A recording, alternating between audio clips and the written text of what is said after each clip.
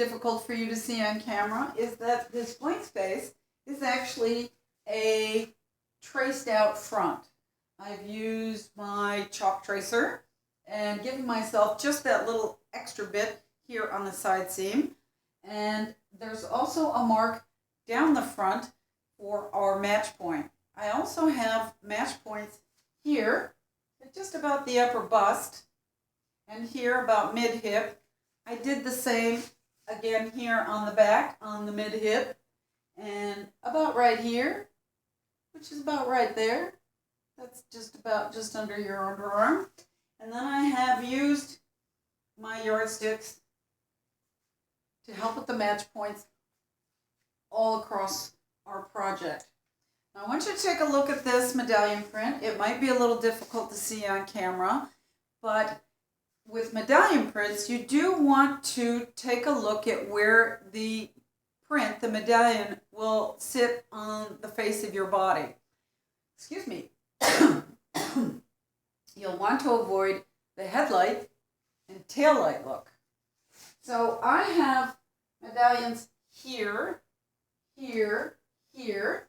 Perhaps it's easier to see here, here, and here.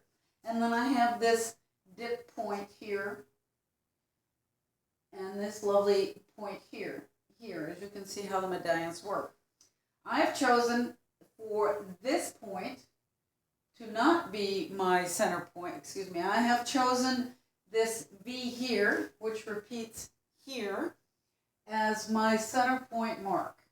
Perhaps it'll be a little easier to see it here. This is going to be my center point mark here. These medallions, which you can see here, this is what I'll use as my match point as we work down the front.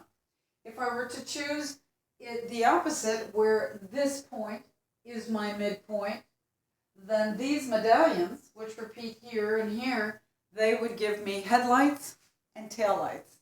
To avoid that, I've chosen this dip point here.